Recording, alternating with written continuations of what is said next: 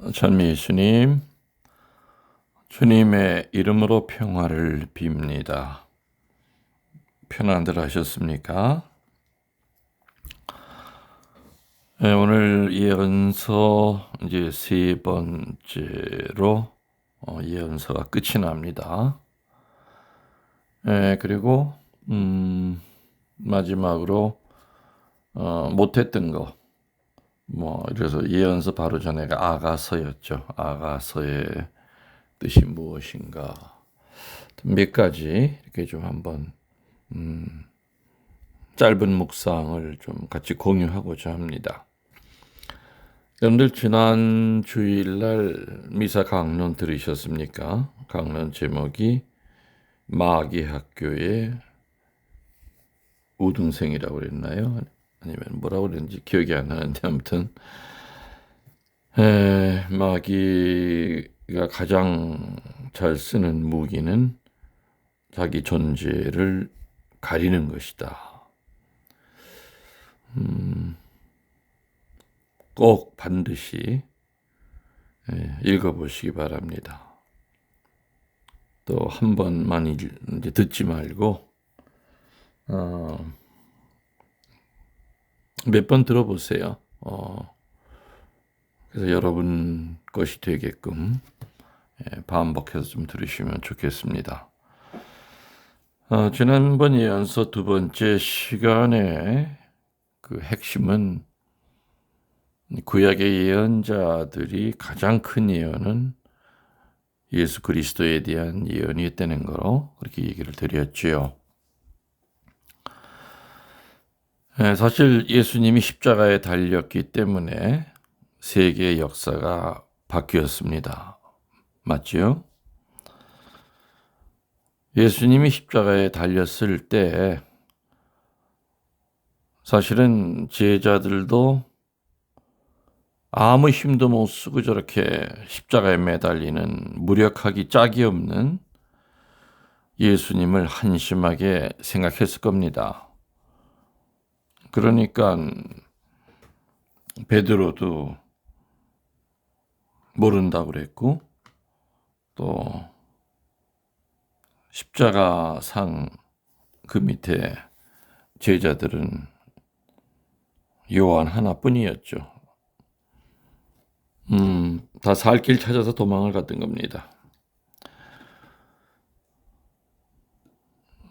사람들의 입에서는 어떤 말이 나옵니까? 남을 구원하였으면 자기도 구원해야 되는데 자기는 구원할 수가 없는가 보다.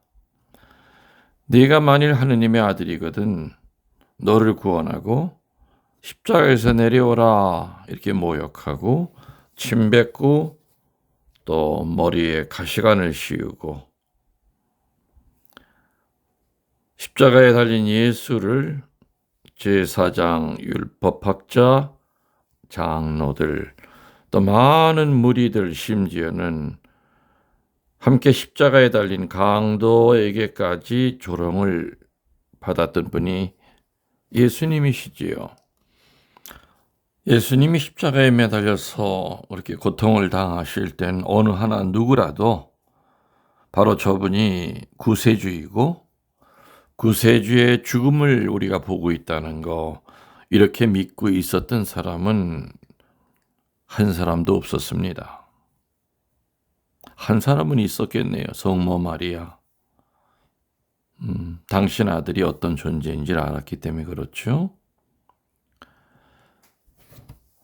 그냥 모든 사람들은 어떻게 알고 있었겠습니까? 가련한 남자의 참혹한 죽음이라고밖에 사람들 눈에는 비치지 않았을 겁니다. 이렇게 사람의 눈이란 오류에 가득 차 있지요. 그렇지만 이 참혹한 예수님의 죽음이 세계 역사를 온통 바꿔놨습니다. 세계 역사는 이때부터 새로 시작됐지요. 그래서 우리의 책력도 달력도 예수님의 탄생부터 헤아려서 금년이 2024년이다. 이렇게 사람들은 알고 있습니다. 2024년의 그 첫 번째가 바로 예수님과 관련이 있다. 이렇게 사람들은 알고 있죠. 그래서 뭐 절에 다니는 사람이든 뭐 누구든지 간에 아무튼 전 세계 공용 책력은 예수님의 탄생부터 시작이 됩니다. 만일에 말이죠, 예수님이 이 세상에 오시지 않았더라면 도대체 세상은 어떻게 되어 있을까 궁금합니다. 종교사는 물론이고요, 문학사, 미술사, 음악사 그리고 과학사도 분명히 바뀌어 있을 겁니다.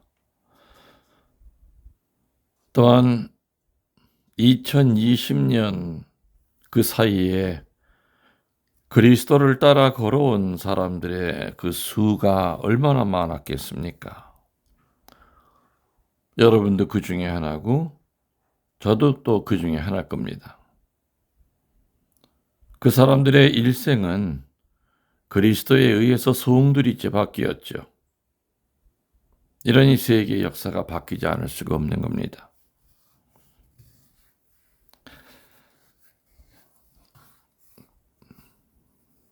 다시 그 이사야서에 있는 예수님의 예언으로 한번 가보면요.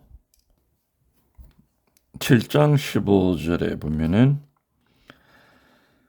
주께서 몸소 징조를 보여주시리니 처녀가 잉태하여 아들을 낳고 그 이름을 임마누엘이라 하리라.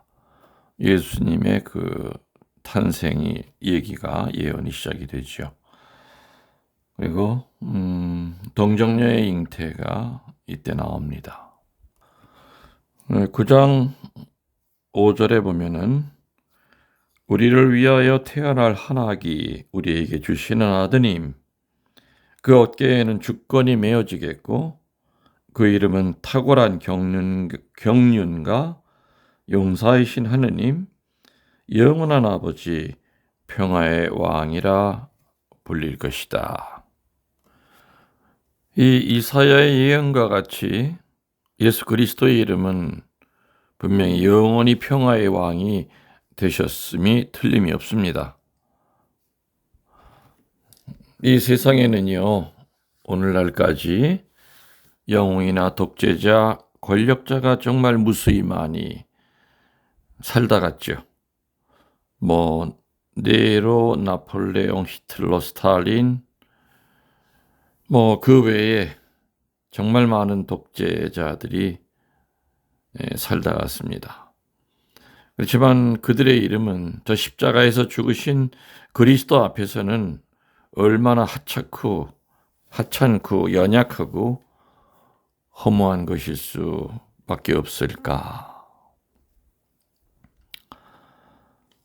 성경에 보면은요, 사무엘이라고 하는 선지자가 그때까지는 이스라엘에는 왕이 없었습니다.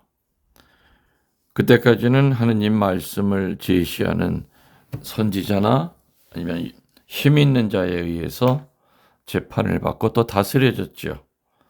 이스라엘이.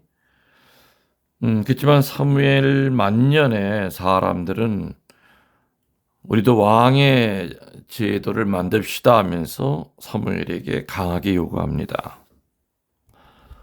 사람들은 사무엘에게 다른 나라와 같이 우리에게 왕을 세워서 우리를 다스리게 해 주십시오 하고 요구합니다.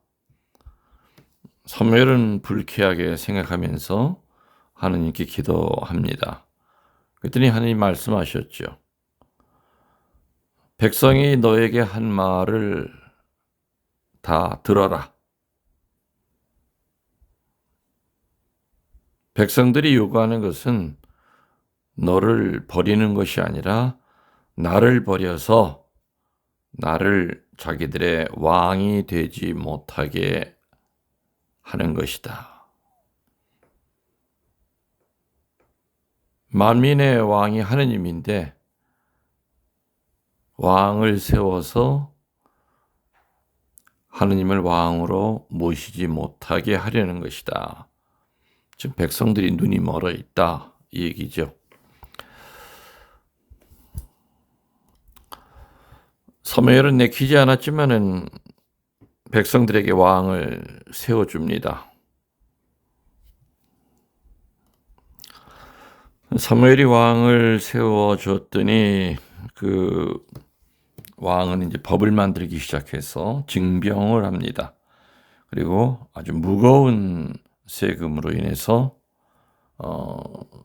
백성들을 고통스럽게 하지요. 그래서 사무엘은 계속 경고하지만 사람들은 귀를 기울이지 아니합니다.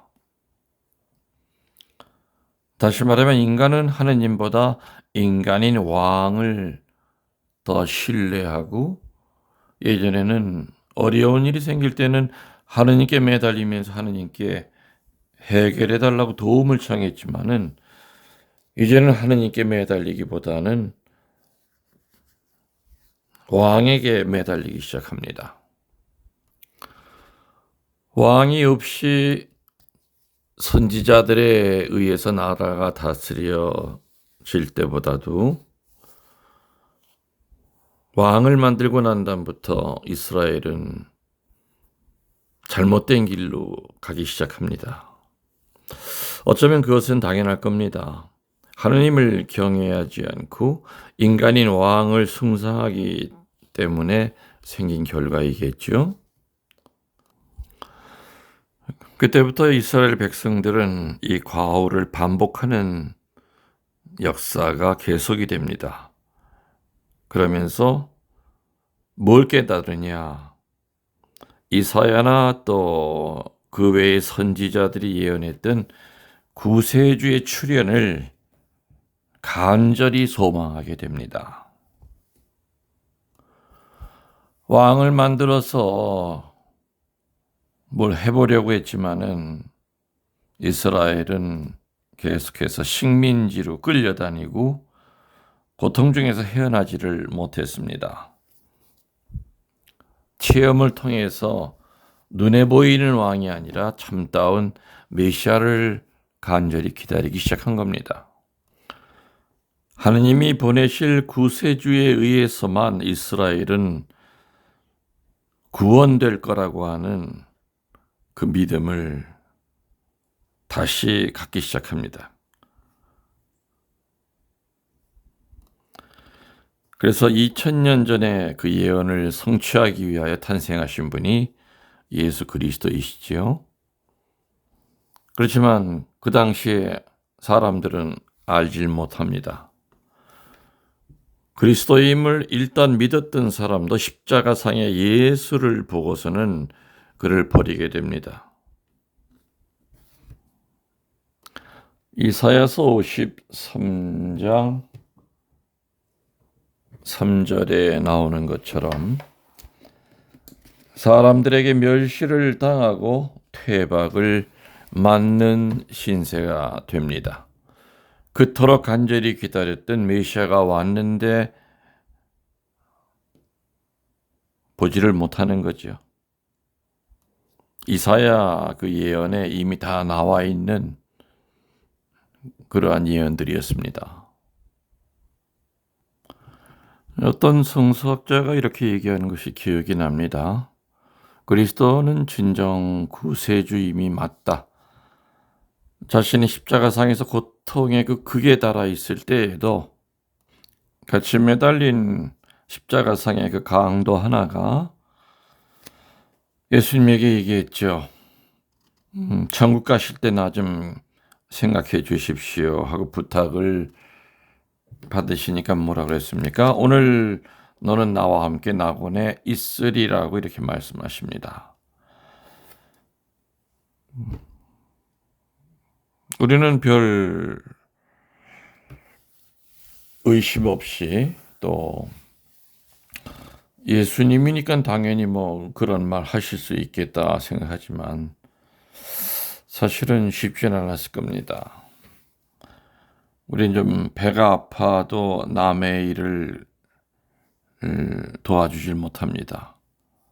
뭐 조금만 내가 불편해도 내가 지금 힘든데 내 코가 석자가 빠졌는데 다른 사람의 사정 들어주질 못합니다.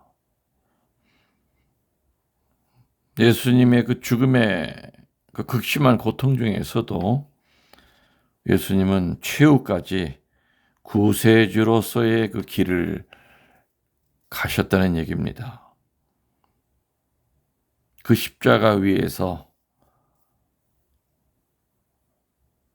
당신의 고통도 상상을 할 수 없는데 그 옆에서 오늘 천국 갈 때 나 좀 데려가 달라고 하는 그 말을 듣고 예수님은 고통받는 인간이 아니라 구세주의 그 의연한 모습으로 그 우도에게 천국 선언을 하시죠. 아무튼 예수님은 죽음의 고통 중에서도 최후까지 구세주로서의 그 자세를 잃지 않으십니다. 그래서 예수님은 우리를 심판을 하려 하심이 아니고요, 우리를 구해 주시려 오셨습니다. 더구나 자기를 십자가상에 매달은 사람들을 위해서도 십자가상의 그 고통 중에서도 간구하셨죠. 아버지, 저들의 죄를 용서해 주십시오. 자기가 하는 일을 알지 못하고 있습니다. 이런 상황일 때 그 누가 이렇게 말할 수 있겠습니까? 말 못합니다. 진정으로 예수님만이 그리스도이시고 또 하느님이시기 때문에 이런 말을 할 수 있는 겁니다. 그래서 나는 그런 하느님을 믿습니다. 이사야서에는 예수님의 그 탄생 예고가 참 많죠. 11장 한번 잠깐 읽어드리면은, 이새의 그루터기에서 햇순이 나오고 그 뿌리에서 새싹이 돋아난다. 야훼의 영이 그 위에 내린다. 지혜와 슬기를 주는 영, 경륜과 용기를 주는 영, 야훼를 알게 하고 그를 두려워하게 하는 영이 내린다. 그는 야훼를 두려워하는 것으로 기쁨을 삼아 겉만 보고 재판하지 아니하고 말만 듣고 시비를 가리지 아니하리라. 가난한 자들의 재판을 정당하게 해주고 흙에 묻혀 사는 천민의 시비를 바로 가려주리라. 그의 말은 뭉치가 되어 잔인한 자를 치고 그의 입김은 무도한 자를 죽이리라. 그는 정의로 허리를 동이고 성실로 띠를 띠리라.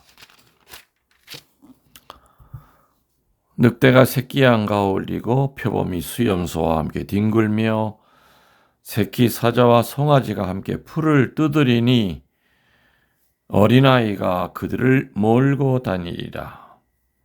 암소와 곰이 친구가 되어 그 새끼들이 함께 뒹굴고 사자가 소처럼 여물을 먹으리라. 젖먹이가 살모사의 굴에서 장난하고 젖된 어린아기가 독사의 굴에 겁없이 손을 넣으리라. 나의 거룩한 산 어디를 가나? 서로 해치거나 죽이는 일이 다시는 없으리라. 바다에 물이 넘실거리듯 땅에는 야훼를 아는 지식이 차고 넘치리라. 구약 성서는 이처럼요, 예수님을 갈망하면서 46권을 끝맺습니다.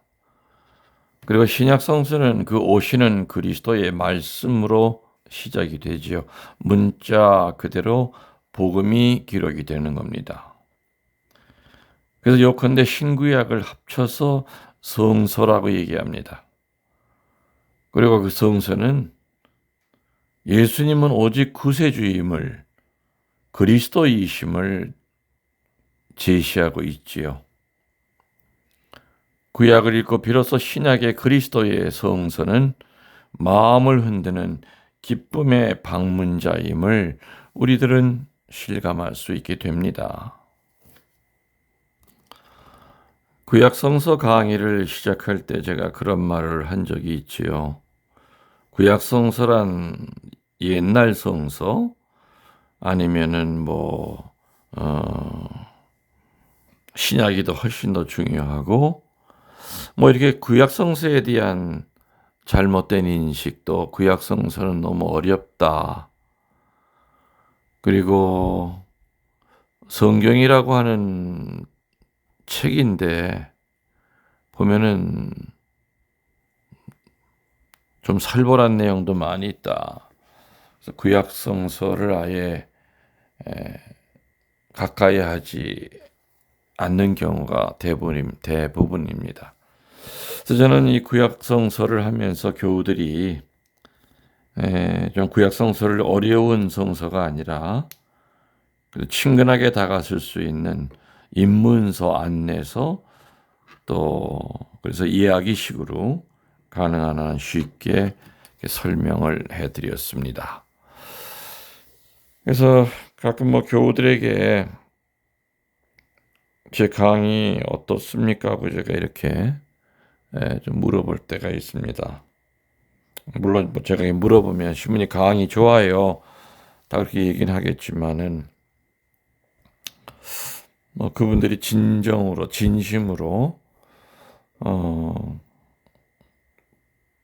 구약 성서를 다시 읽게 됐다든지 또 구약 성서에 대해서 전체적인 그림이 그려진다든지 그래서 신부님 감사합니다는 얘기를 들을 때마다 참 기쁩니다.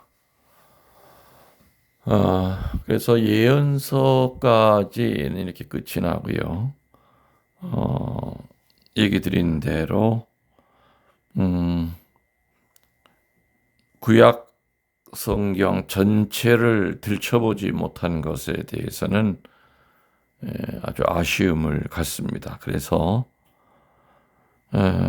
적어도 몇 군데 저에게 아주 인상적이었던 곳 몇 군데만 간단히 이제 다음 시간에 좀 소개를 하고자 합니다.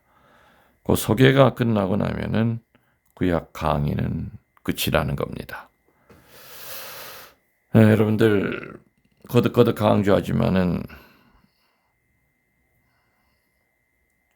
구약과 신약은 별개의 것이 아니라 구약의 그 핵심은 구세주에 대한 기다림입니다. 그리고 신약은 복음의 시작이죠. 그래서 구약 안에 신약이 숨어져 있고 신약으로서 구약은 완성이 됩니다. 그리고 구약 46권의 그 테마를 세 글자로 요약을 한다면 그거겠죠. 하나님이 우리를 창조하십니다. 다른 말로 하면 죄를 용서하신다고 할 수 있죠. 창조하면은 또 한동안은 또 반짝거리고 옳게 살다가 다시 또 죄에 떨어져서 범죄하죠. 그리고 또 고통을 스스로 당하면서 살려달라고 외치면 하나님은 다시 또 재창조를 해줍니다. 그래서 구약 46권의 흐름은 창조, 타락, 재창조, 창조, 타락, 재창조가 계속해서 반복이 되는 책입니다. 전체적인 그 스케마가 그렇게 나가죠. 그런 것도 여러분들 이렇게 머릿속에 기억하시면서 구약을 넓게 펼쳐져 있는 대평원을 바라보는 마음으로 보셔야지 어느 한쪽만을 계속해서 집중적으로 쳐다보면은 그림이 완성이 되질 않습니다. 아무튼 여러분들 예언서 이제 끝이 났습니다. 다음 시간에 금요일이겠죠. 금요일 날 뭐 제목을 단장이라고 할까요? 짧은 성경 묵상 뭐 이런 식으로 해서 몇 가지를 같이 묵상하고자 합니다. 여러분들 영혼의 영혼을 더하여 사랑합니다. 전능하신 천주 성부와 성자와 성령께서는 이 말씀을 듣는 모든 이들에게 강복하소서. 아멘.